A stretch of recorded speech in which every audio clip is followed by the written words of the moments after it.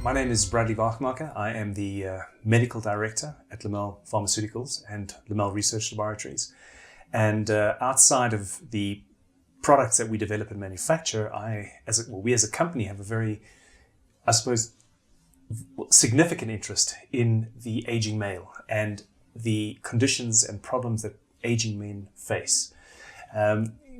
Typically women, when they reach their menopause, see a significant and very abrupt drop-off in hormone status. They suddenly developing their hot flashes, and that perimenopausal period has been well documented, and let's be honest, everyone could probably identify it quite quickly. When it comes to the aging male, that's quite a different situation. From the early ages of around 40, we start seeing slow and steady decline of hormone levels, and ultimately that manifests in how the body responds. And our bodies change, our minds change, every part of us literally changes, as does the risks of certain conditions. Now, we're going to talk a lot more about that, and we're going to learn more about prostate and discuss prostate cancer and the associated issues. But before we do, Andrew, do you want to introduce yourself and give context so we can lay the ground for our discussion? Thanks, Bradley. My name's Andrew Oberholzer. I'm the CEO of the Prostate Cancer Foundation. I'm also the chairman of the Men's Health Association. My journey into men's health and prostate cancer actually started with the surprisingly unplanned discovery of the little blue pill of Viagra. And I happened to be working for Pfizer at the time that this drug was discovered by accident. Interestingly, they were researching a drug for angina, Pfizer being very involved in cardiovascular disease. And in their phase 1 trials on the young, healthy guys, they were not getting a good response in terms of what they were looking for with angina. But when the nurses reported the side effects, the guys said they had these amazingly hard erections. They didn't want to give their trial medicine back. And the scientists said, wait a minute, there's something going on here. And they put 2 and 2 together. Also around that time, the guys won the Nobel Prize for medicine for the discovery of the role of nitric oxide. So that was kind of my introduction into the world of men's health. And when we launched in South Africa, it did really badly. And one of the research, the biggest factors was men were just too embarrassed to talk about erectile dysfunction, even to their GP. And often, in fact, the GP was a member of the guy's community. And as a result, we had to find a way to talk directly to men. But it was a prescription medication. So I started the Southern African Sexual Health Association. And when I left Pfizer, I actually ran that, and we managed to do our first sexual health congress in South Africa. It was an exciting time, and then got involved in other things in corporate wellness days and started the Health Society. And then about 12, 13 years back, I was approached by some of the pharmaceutical companies who had been involved in helping with the Prostate Cancer Foundation to get that running, and I was asked to take over as CEO and run the Prostate Cancer Foundation. So it's been an interesting journey into men's health, and I think, like you, a lot now to do with the aging male and the challenges that they face. So for sure. I think maybe it was interesting to chat to you again about nitric oxide and the product development that you've done in that area, and maybe you can talk a bit about that. Right. Well, I mean, it's interesting you mentioned the blue pill. That's, I think, has evolved to a point where there are many different options of the blue pill. The PDE5 inhibitors have become mainstay as an approach to the treatment of erectile dysfunction. And, of course, nitric oxide plays a key role within that. And, for us, the focus for assisting with erectile dysfunction was looking at non-prescription alternatives that men could possibly consider that would potentially have a lower side effect profile, although the PD5s today at lower doses and taken at different timing intervals have got much lower adverse event ratios, events than what they may have had in the past when people were taking higher doses potentially, or perhaps misusing the dosing.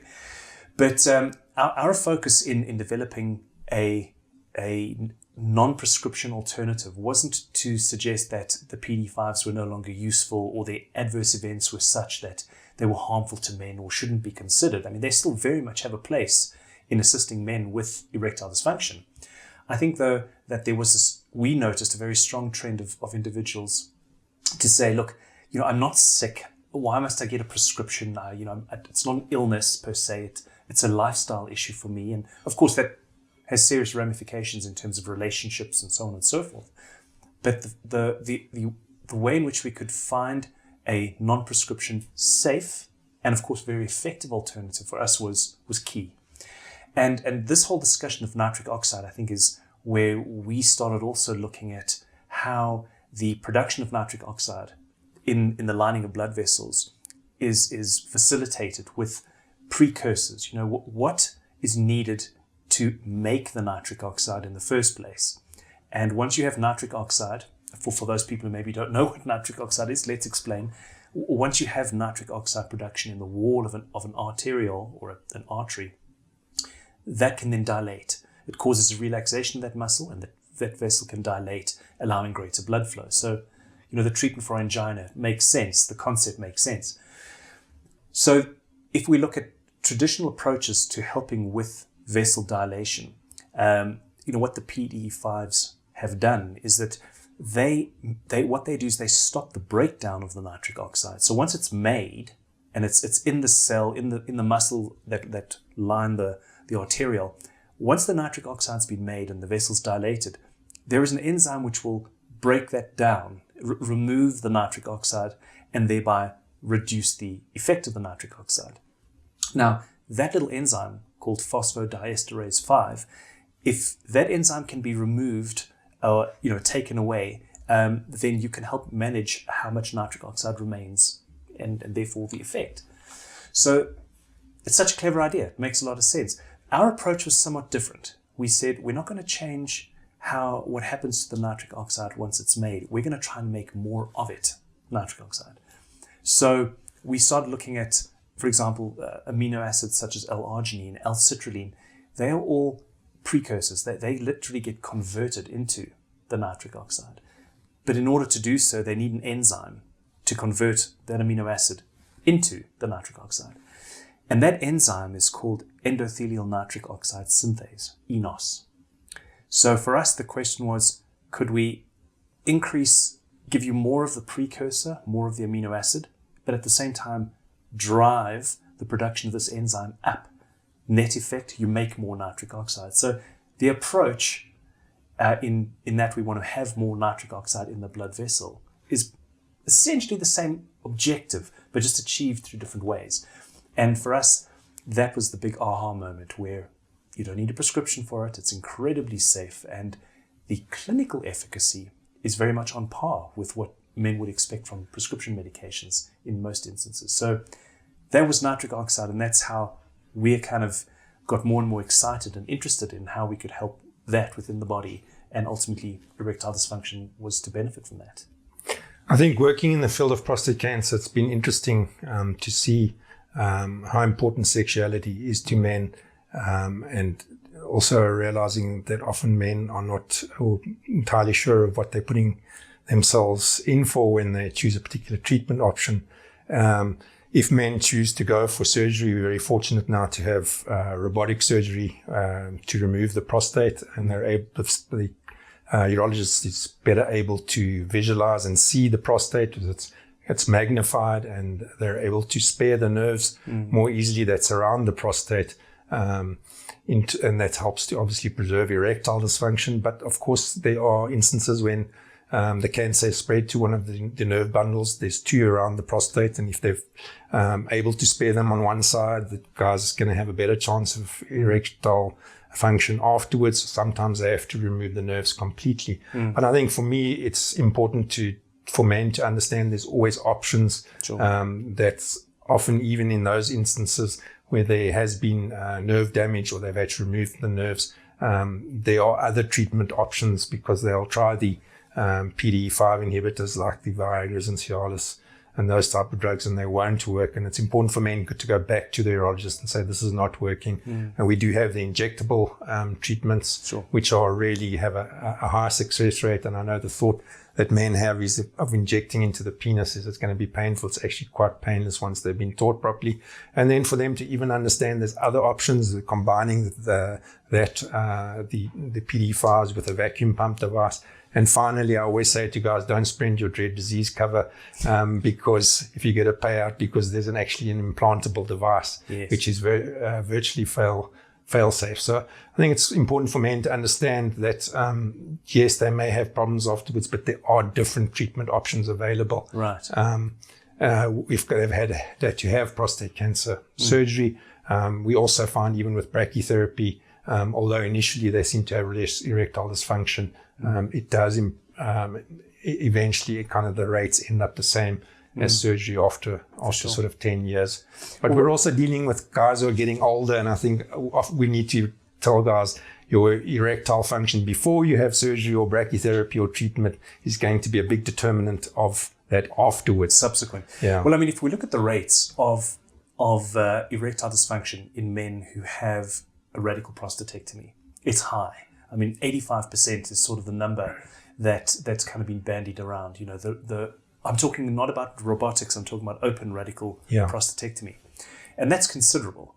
You know, if we look at some of the cohort data on the efficacy of PD5 inhibitors for men post-prostatectomy with erectile dysfunction, I mean, there is without question improvement, absolutely. What you said earlier is if you look at the erectile dysfunction scores, now, and I think that's something people should also be aware of. You know, we're not just saying an arbitrary measure of how well your erection performed. I mean, there's a validated scoring system for it, right? Correct. The yes. IIEF. And if we look at the erectile domains of that, we know that scored, the top score that you can get is 30. Healthy men typically are around about 25, between 25 and 30, depending on your age. And men with erectile dysfunction, anything below a score of 14 is regarded suitable for a trial of PDE5s. Now, if you look at the data post-radical prostatectomy, their scores are sitting at about 8, 7, you know, so significant erectile dysfunction. And I'm talking averaged in randomized cohort trials that have been, you know, cumulatively looked at. And when you add the PD5s as an example, you know, you see men go from a score of 7 out of 30, which is considered severe, up to kind of 14, 15, which isn't considered normal male functioning per se, but it is a significant increment from what they had in the past. What do you think that the likes of implantables, which is, to your point, it's almost a guaranteed sort of function, but how do you feel that those additional modems of treating ED might assist with these PD5s, which are giving an improvement but not normalizing the erectile function completely?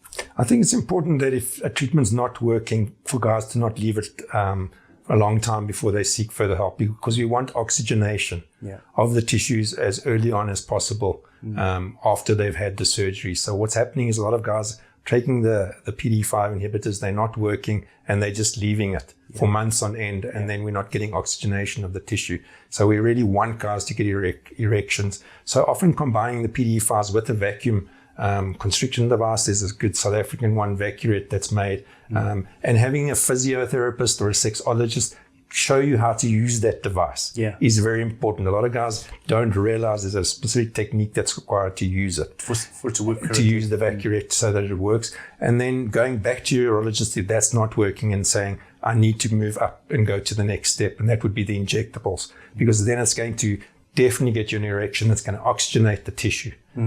So only a small percentage of men will then require the kind of final step, which is the implantable device. But it's nice to know that that option is there. Available. And many of those men will be guys who, before they had surgery, their erectile function wasn't good. And we just hope and encourage that urologists are measuring erectile function before the surgery and warning patients in the same way that they're measuring continence before they do the surgery, because guys who have poor erectile function, poor continence before surgery are likely to have worse outcomes after the surgery.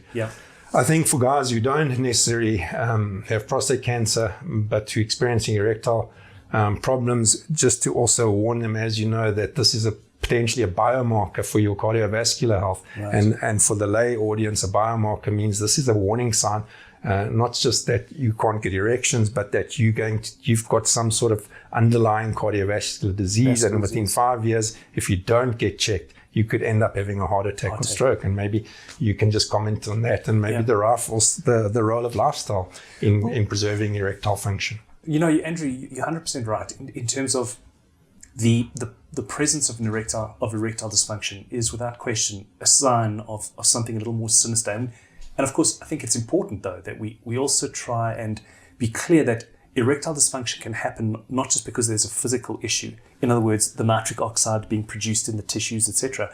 I mean, certainly there can be relationship issues, psychological issues, emotional issues, which, can also play a very important role in why suddenly a male can't quite achieve erection to their satisfaction and therefore score poorly on the IEF. But I think men should also appreciate that it's not always just a vascular problem. You have to really honestly exclude all those other, let's call them softer endpoints, right?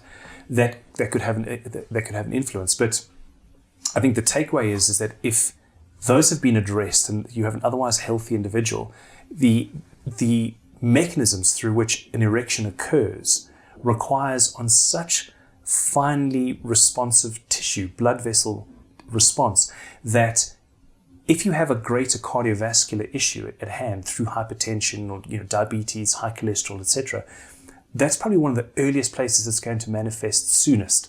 It affects kidneys, it affects the heart, it affects the brain, but you can't go, you can't see that that's an issue until it's late stage or you have an event, heart attack, stroke, whatever the case is.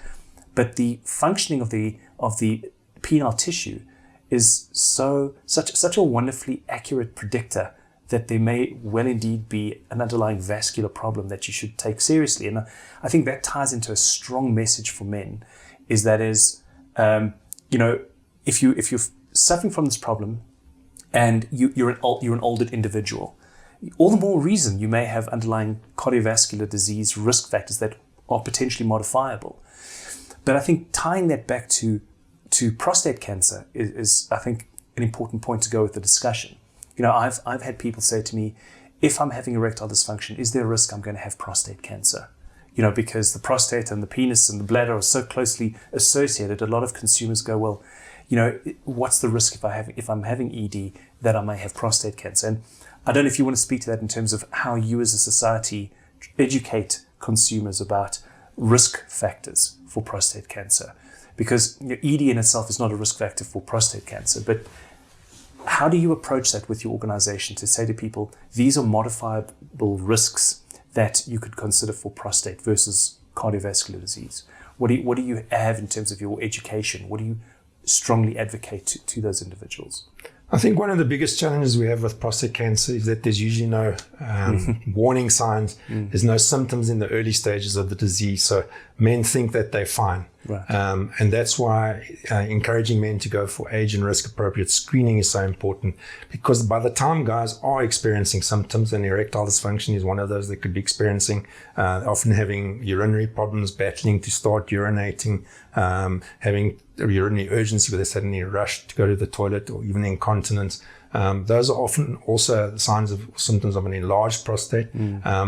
But we don't want men to wait till that stage, because often the cancers then spread outside of the actual gland. And if it gets into the circulatory system, the lymphatic system, or the blood system, then it can spread throughout the body. So we recommend all black men, because race is unfortunately a risk factor. They have a 60% higher risk of prostate cancer. And as men get older, so black guys from the age of 40, anyone with a history of prostate or breast cancer in a family, also consider screening from the age of 40, and then all other men from about the age of 45. We also now recognize the importance of the BRCA genes, particularly BRCA2, which is a significant risk factor for women with breast cancer if they have had a mom who's maybe had genetic testing and got a BRCA2 gene, that they consider genetic testing, because if that BRCA gene is there, they should also screen at a younger age. They're at higher risk. They're at a much higher risk for the disease. So maybe we should just elaborate on that a little bit, because I think that's a really important point to mention. As the world of medicine has researched further into genetics, the Human Genome Project, mapping out all genetic, well, as many as possible, genetic traits that may ultimately suggest higher risk for a condition, a disease, whatever the case is. And you've mentioned these particular genes, the BRCA, BRCA1 and 2, which are both associated with breast cancer risk in women. But at the same time, men who have a first-degree relative who has developed breast cancer with that gene, to your point, are themselves potentially at risk, having inherited that gene as well. So the BRCA1 and 2 gene is not all about breast cancer. It can also put you at risk for prostate cancer. So if mom, sister, aunt has had breast cancer, men should be highly aware that this could mean something more dangerous for them in terms of their risk. And therefore, what you're advocating through the society then is just far more aggressive monitoring, which I really want to talk about in a moment as well. But coming back to the key risk factors that are well established for developing prostate cancer. We know age is probably one of the most important. I mean, below 40, prostate cancer is quite rare. And if it does occur, it's usually a very aggressive tumor type. Whereas if you look at men, I had a prof of surgery when I was at medical school. And he said to me, if men lived long enough, we would all get prostate cancer. And I think there's a message in that, is that age is such an amazing determinant of risk. And as you look at men getting older and older and older, so risk profiles change. And what I read not too long ago, which I thought was really interesting, which ties back to a lot of the questions I get about prostate cancer, is, well, if I get it younger, do I stand a higher chance of survival, or will I die more likely? The older individual, they die older or die sooner because they're an older individual. Who dies more readily from their prostate cancer? And for me, therein lies something really interesting and exciting to tell people, that the majority of men who develop prostate cancer won't die from it. Correct. Okay, and I think that's a relieving message for the day. But what I read was men under the age of 70 who develop prostate cancer, they're 17% risk of dying. Men over the age of 70, 21% risk of dying. And so of course, now that's very general. It depends on the tumor type, what stage it was picked up, and so on. I'm talking about just a general, if we were to put all those cases into one bag, which is probably not the most medically accurate. But what I thought was interesting, it's not a death sentence. Even if you're a 70-plus-year-old male, the fact that you've been diagnosed with cancer doesn't mean it's necessarily going to be, the end for you. And I think that's encouraging. What have you seen in terms of your society's recommendations of therapies, brachytherapies? You mentioned the new pharmacological interventions. How have you seen that changing the landscape of prostate cancer outcomes? I think one of the first things we need to just look at is, unfortunately, race. We're finding that Black South African men have a more aggressive tumor type even than Black American men. There are now large-scale genomic studies being done through the rest of Africa to determine whether that's a uniquely sub-Saharan African thing, or we've also found aggressive tumor types in West African men. But we need to try and nail down what those genetic factors are that are increasing men's risk. They're also, Black guys are 2.5 times more likely to die from their disease in South Africa. And we actually have underdiagnosis and undertreatment of prostate cancer amongst South African Black men, particularly those reliant on the public sector. Whereas we look at those who have access to medical aid, they have access to world-class treatments. We've got robotic surgery as an option now, such a much better option than the old traditional open surgery.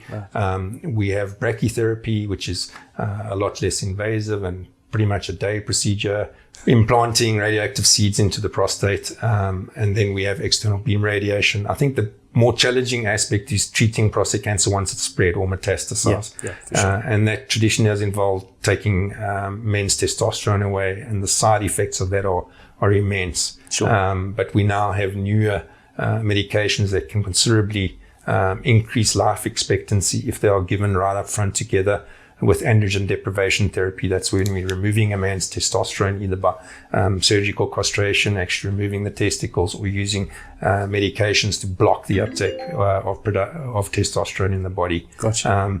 And I think these newer treatments are increasing life expectancy fantastically. We have in certain guys who've got certain genetic mutations like BRCA1, BRCA2 particularly. We've got PARP inhibitors now. But these drugs come at a cost, and we can just extend life expectancy. We can't cure prostate cancer yet. That's right. And I think that's the challenge in the future, is to precision medicine, identify earlier on as possible a man's genetic things and kind of wipe it out or reduce the risk at that point. But so before we close up, Andrew, I think it's also an appropriate and responsible time for us to also discuss some of those risk factors which have perhaps sit in the back of people's mind, where they go, is this a risk factor for me getting prostate cancer? I mean, we've identified 3 absolute you can't contest them. It's age, ethnicity, and family history. There's no question.